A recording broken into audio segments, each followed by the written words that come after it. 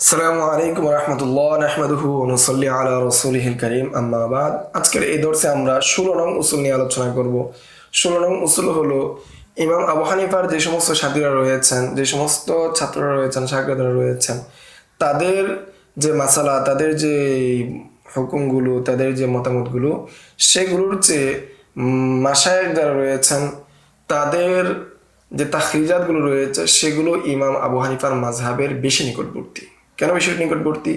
যেহেতু ইমাম মুহাম্মদ এবং ইমাম আবু ইউসুফ অনেক ক্ষেত্রে উসুলের ক্ষেত্রে কি করেছেন, ইমাম আবু হানিফার মুখালাফাত করেছেন, ইমাম আবু হানিফার ক্ষেত্রে ইখতিলাফ করেছেন উসুল এবং কাওয়াইদের ক্ষেত্রে। অপরদিকে মাশায়েখ যারা রয়েছেন তারা ইমাম আবু হানিফার কি করেন নাই, উসুল এবং কাওয়াইদের ক্ষেত্রে তারা কি করেন না, ইখতিলাফ করেন নাই। সেই হিসাবে যারা ইমাম আবু হানিফার কাওয়াইদ এবং উসুলের ইখতিলাফ করেন নাই, তাদের যে মাসলাগুলো রয়েছে সেগুলো ইমাম আবু হানিফার মাযহাবের বেশি কাছাকাছি হবে, বেশি নিকটবর্তী হবে। তো আমরা এবারতে চলে আসি, স্লাইডে চলে আসি। 16 নং উসুল মাতলাবুন তাখরিজাতুল মাশায়েখ আলা কওয়াইদিল ইমাম আকরাবু ইলা মাযহাবিহি মিন আকওয়ালিল আসহাব। যে মাশায়েখদের যে সমস্ত তাখরিজাতগুলো রয়েছে সেগুলো ইমাম আবু হানিফার কাওয়াইদের উপর ভিত্তি এবং সেটা মাযহাব এর অধিক নিকটবর্তী ইমাম আবু হানিফার যে সমস্ত ছাত্ররা রয়েছে তাদের আকওয়ালের চেয়ে অধিক নিকটবর্তী। والظاهر أن نسبة المسائل المخرجة إلى مذهبه أقرب من نسبة المسائل التي قال بها أبو يوسف أو محمد إليه। যেখানে সুস্পষ্ট কথা হলো যে সমস্ত মাসালা মাসাইল কি করা হয়েছে, মুখাররাজা করা হয়েছে, তাখরিজ করা হয়েছে, ইলা মাযহাবিহি তার মাযহাব থেকে কি করা হয়েছে, তাখরিজ করা হয়েছে, মাযহাব থেকে বের করা হয়েছে, এটা কি অধিক নিকটবর্তী মিন নিসবাতিল মাসাইল আল্লাতী ক্বালা বিহা আবু ইউসুফ ওয়া মুহাম্মদ ইলাইহি, এটা অধিক নিকটবর্তী ইমাম আবু ইউসুফ মুহাম্মদ যেটা বলেছেন সেগুলো থেকে। কেন? লিআন্নাল মুখাররাজাতা মাবনিয়াতুন আলা কওয়াইদিহি ওয়া উসুলিহি, কেননা তাদের যে মুখাররাজা মাসলাগুলো রয়েছে, মাশায়েখদের যে মুখাররাজা মাসলাগুলো রয়েছে সেগুলোর ভিত্তি হলো ইমাম আবু হানিফার কাওয়াইদ এবং উসুলের উপর। ওয়াম্মাল মাসাইলুল্লাতী ক্বালা বিহা আবু ইউসুফ ওয়া নাহবুহু, আর ইমাম আবু ইউসুফ সহ অন্যান্যরা যারা বলেছেন মিন আসহাবিল ইমাম আবু হানিফার যে সমস্ত ছাত্র রয়েছে তাদের মধ্যে থেকে যারা বলেছেন, ফাকাসীরুম মিনহা মাবনিউন আলা কওয়াইদ লাহুম খালাফু ফিহা কওয়াইদুল ইমাম। তো এগুলোর অধিকাংশই কি ফাকাসীরুম মিনহা মাবনিউন আলা কওয়াইদ লাহুম, সে অধিকাংশগুলোই তাদের যে মূলনীতি আছে, তাদের যে উসুল আছে সেটার উপর ভিত্তি। আমরা পূর্বে জেনেছি, এই বিষয়ে আমরা বিস্তারিত আলোচনা করেছি।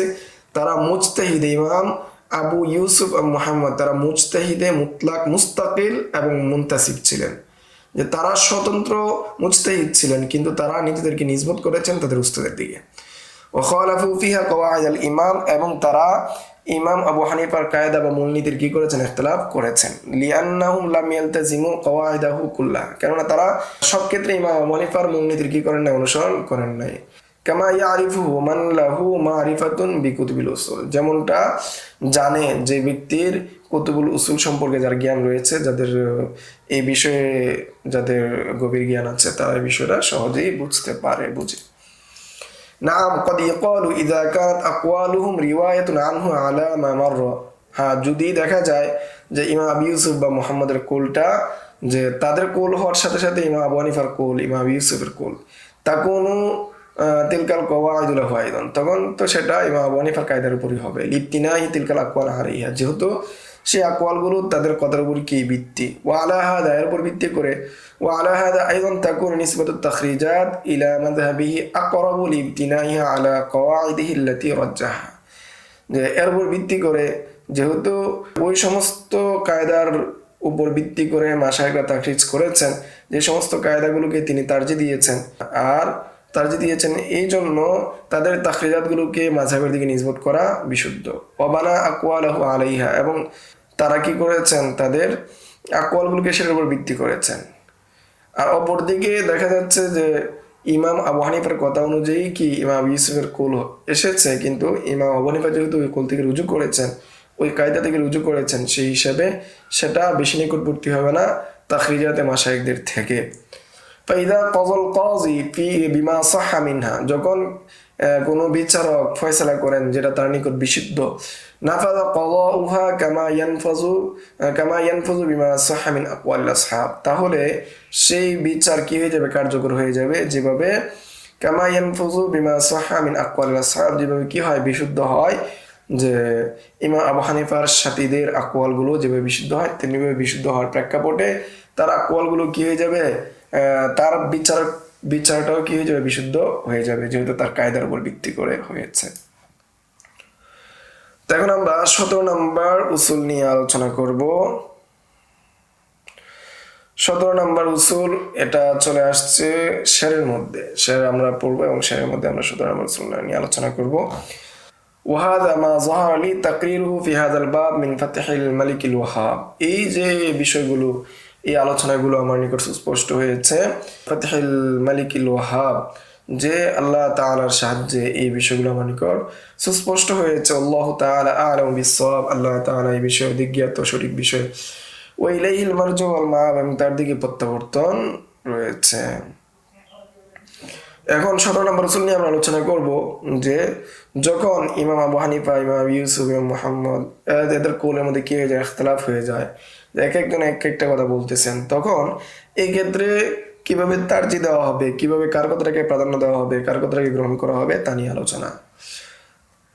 26 নম্বর শের, ওয়া হাইসু লাম ইউজাদ লাহু ইখতিয়ারু ফাকাউলু ইয়াকুব হুয়াল মুখতারু সুম্মা মুহাম্মদ ফাকাউলুহু আল হাসান সুম্মা জুফর ইবনে জিয়াদ আল হাসান وقيل بالتخير في فتواه إن خالف الإمام صاحبه وقيل من دليله أقوى رجح وذلك للمفتي ذي اجتهاد أصح। তাহলে শের, ওয়াহাইসু লাম ইউজাদ লাহু ইখতিয়ারু, যদি কোনো বিষয়ে ইমাম আবু হানিফার ইখতিয়ার পাওয়া যায়, ইমাম আবু হানিফার কৌল পাওয়া যায়, সেটাকেই গ্রহণ করা হবে। যদি ইমাম আবু হানিফার কৌল না পাওয়া যায়, ইমাম আবু হানিফার কোনো মতামত না পাওয়া যায়, ফাকাউলু ইয়াকুব হুয়াল মুখতারু, তখন ইয়াকুবের কৌল গ্রহণ করতে হবে। ইয়াকুব বলতে ইমাম আবু ইউসুফের কৌল গ্রহণযোগ্য হবে।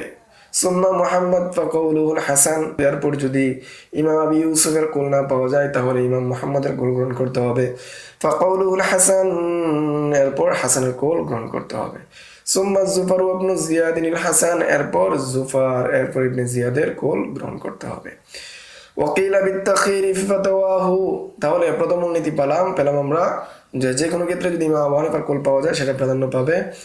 এরপর ইমাম ইউসুফ, এরপর ইমাম মুহাম্মদ, এরপর জুফর, এরপর কি হাসান ইবনে জিয়াদ, অথবা জুফর এবং হাসান ইবনে জিয়াদ উভয়জনই কি একই স্তরের। তাহলে এখানে আমরা একটা মূলনীতি পেলাম। ওয়াকিলা বিত্তাখিরি ফি ফাতাওয়াহু ইন খালাফাল ইমাম সাহিবাহু, তবে কেউ কেউ বলেন যদি ইমাম আবু হানিফার মুখালাফাত করে তার দুইজন সাথী ইমাম মুহাম্মদ, ইমাম আবু ইউসুফ, তাহলে একজন মুফতি মুকাল্লিদের খেয়ার থাকবে, সে যে কোনো একটাকে গ্রহণ করতে পারে। ওয়াকিল মান দালিলু আকওয়া রুজ্জিহ, আর কেউ কেউ বলেন না, যে এখানে ইমাম আবু হানিফার দলিল যদি শক্তিশালী হয় তাহলে ইমাম আবু হানিফার কৌল গ্রহণ করা হবে, আর যদি ইমাম সাহাবাইনের কৌল গ্রহণ করা হয়, দলিল যদি শক্তিশালী হয় তাহলে সাহাবাইনের কৌল গ্রহণ করা হবে।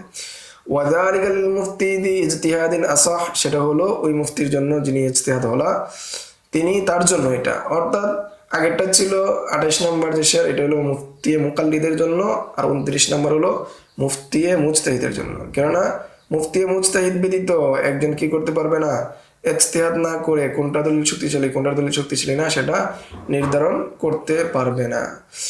ওয়াযালিকা লিল মুফতি ইজতিহাদিন আসাহ, এই জন্য মুফতি মুজতাহিদ যিনি হবেন তিনি কি করবেন, যেটার দলিল শক্তিশালী সেটাকে গ্রহণ করবেন, যেটার দলিল শক্তিশালী না সেটাকে গ্রহণ করবেন না। তো এই ছিল 17 নম্বর উসুলের মৌলিক আলোচনা। সামনের দর্শগুলোতে আমরা এই শেরগুলোর ব্যাখ্যা নিয়ে আলোচনা করব, বা 17 নম্বর উসুলের ব্যাখ্যা নিয়ে আমরা কি করব বিস্তারিত আলোচনা করব ইনশাআল্লাহ। আসসালামু আলাইকুম ওয়া রাহমাতুল্লাহ। يؤتي الحكمة من يشاء ومن يؤت الحكمة فقد أوتي خيرا كثيرا وما يذكر إلا أولو الألباب.